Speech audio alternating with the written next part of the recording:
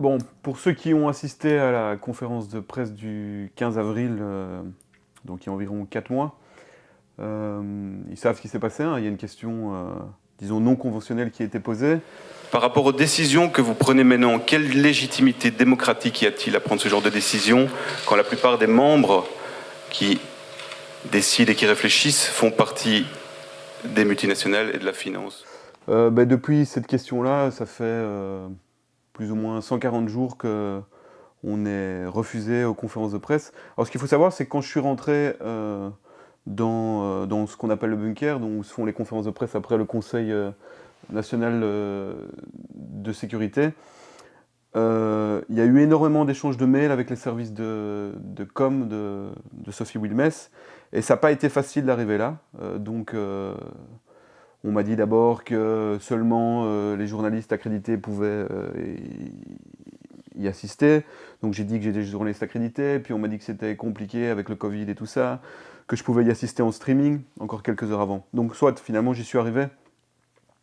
Après tout ça, j'ai décrit dans un article récent comment ça, dire, toute la procédure pour y arriver. Et bon, je me suis retrouvé là et j'ai eu un peu l'impression de venir perturber une petite sauterie entre amis, là, avec des questions convenues, des réponses conformes. Je me souviens encore de David Clarinval du MR qui était assis à 2 sièges de moi, qui après ma question m'a regardé et m'a dit alors, content, avec une haine féroce.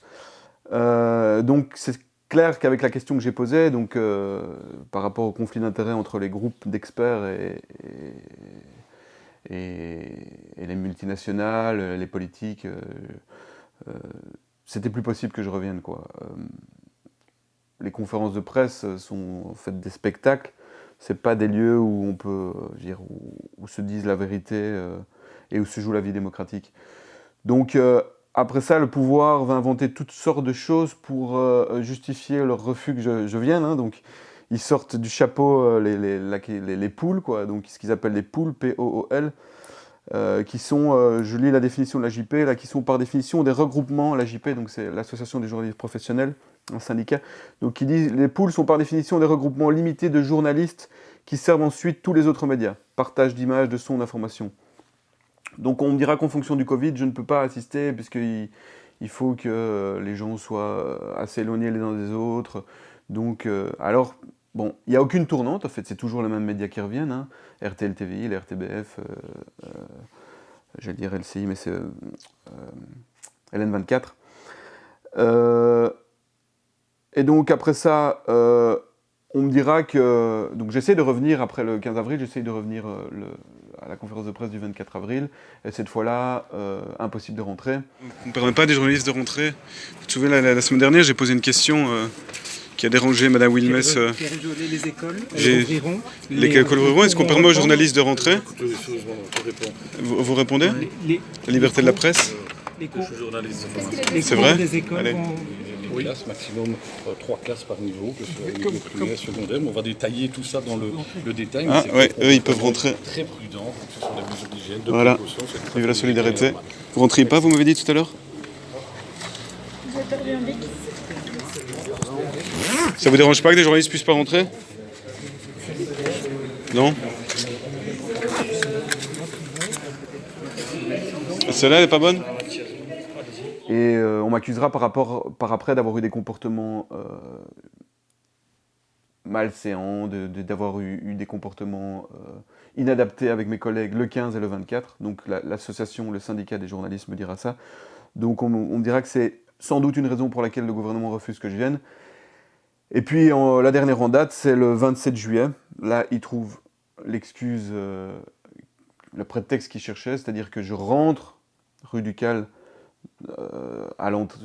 j'arrive à l'entrée, à l'accueil, et je ne vois pas qu'ils viennent de mettre des nouvelles affiches interdites de filmer. Je filme à l'intérieur, et donc après ça, l'avocat de l'État envoie à mon avocate le fait, je le lis.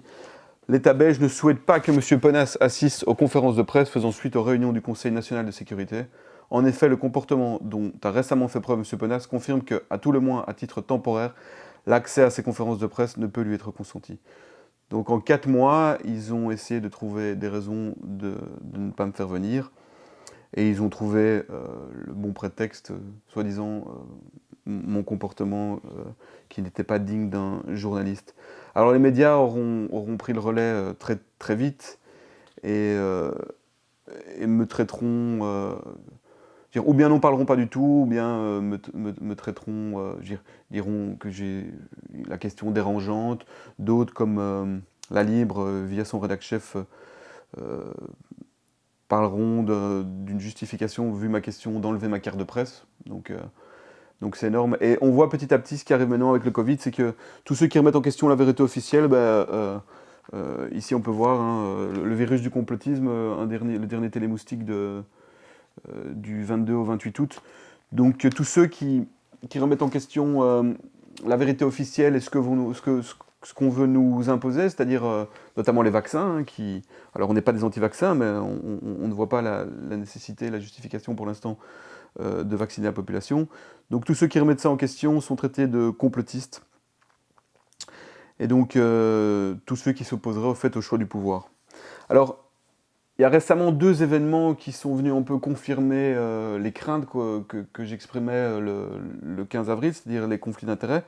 C'est Belgian Beyond Covid, qui écrit une lettre ouverte collective aux responsables politiques belges. Et je les cite, qui disent « La gestion de la pandémie nécessite une confrontation large et multidisciplinaire des connaissances et des idées. Nous demandons la mise sur pied urgente de nouveaux groupes de travail qui puissent enfin proposer des mesures scientifiquement prouvées, efficaces, proportionnées au regard des autres problèmes de société et de santé publique, sans effets collatéraux néfastes et dans le respect de l'état de droit, de la démocratie et des libertés individuelles. » Alors, évidemment, ils remettent en question les groupes d'experts. C'est quand même incroyable qu'une dizaine de personnes, même pas, décident pour nous, pour 11 millions de Belges, de porter des masques ou pas, de rentrer à l'école ou pas, de pouvoir aller au théâtre. Le secteur culturel est totalement laminé, détruit, sur le choix de quelques personnes. Alors plus récemment, une deuxième carte blanche, une carte blanche qui était soumise par une soixantaine de personnalités scientifiques et économiques, remet en question de nouveau la gestion de la crise du coronavirus et le confinement. Et je cite le docteur Mélanie Deschamps, qui est une des signataires, qui dit « Il y a beaucoup de décisions qui ont été prises qui n'avaient pas de fondement scientifique d'une part, et surtout qui ont des effets collatéraux vraiment énormes sur tous les autres secteurs de la société.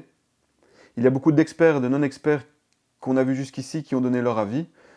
Beaucoup d'entre nous pensent que finalement, ces dégâts collatéraux ont dépassé les bénéfices attendus du confinement, alors qu'on est en train de nous dire que ce qu'on est en train de faire va nous sauver.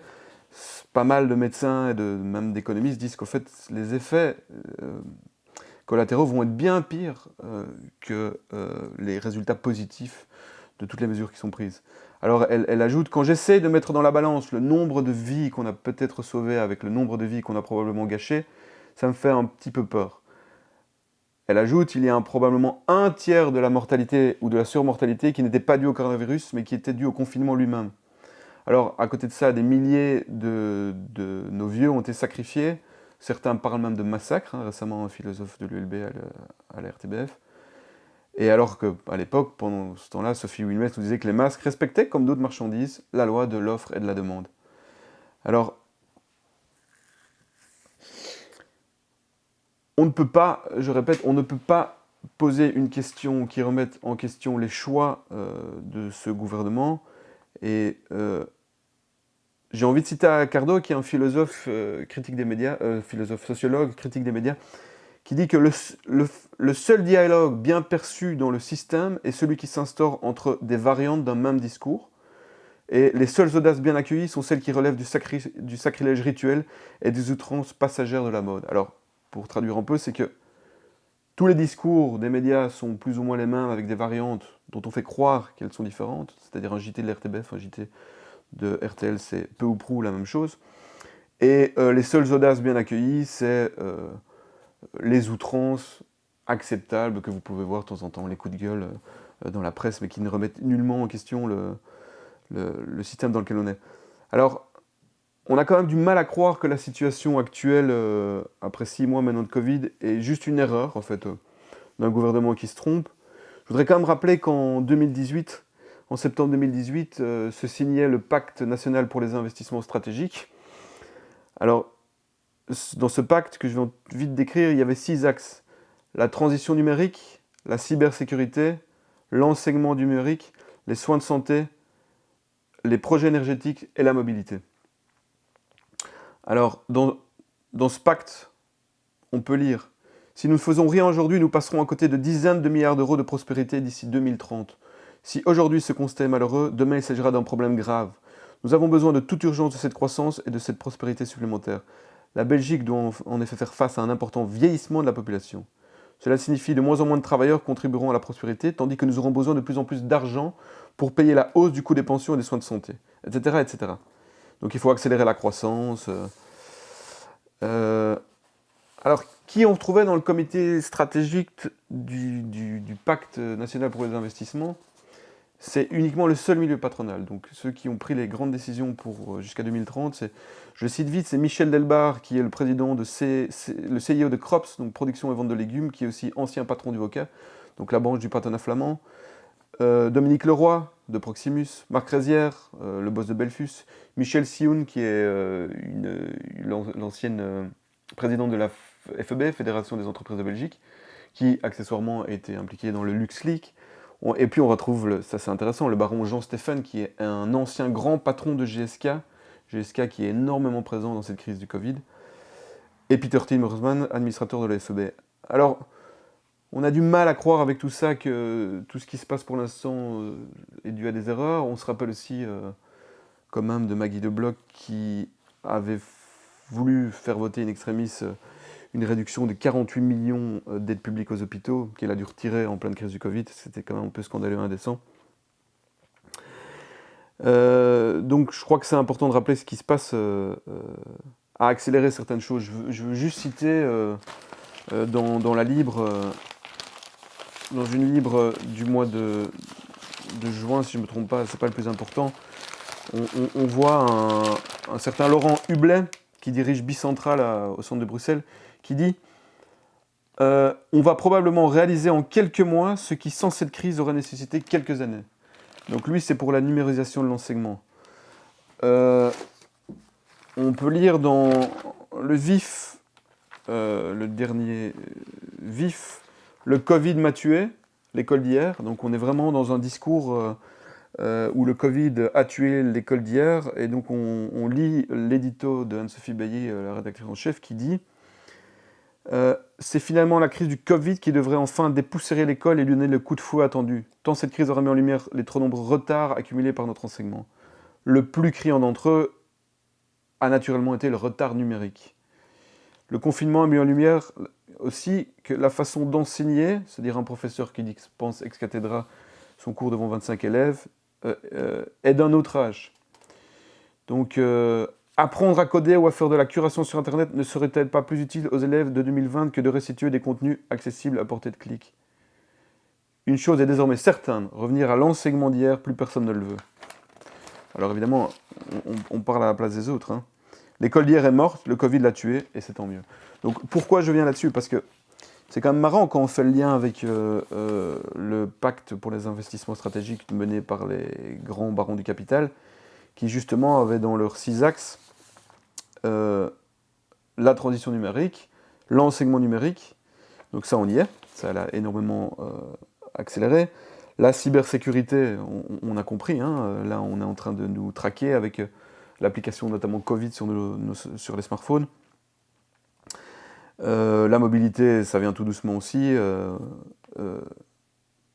Et donc voilà, et les soins de santé, on sait que la télémédication a fait un bond. Je veux dire, ceux qui ont investi là-dedans ont gagné énormément d'argent pendant le Covid, c'est-à-dire des consultations médicales par écran interposé.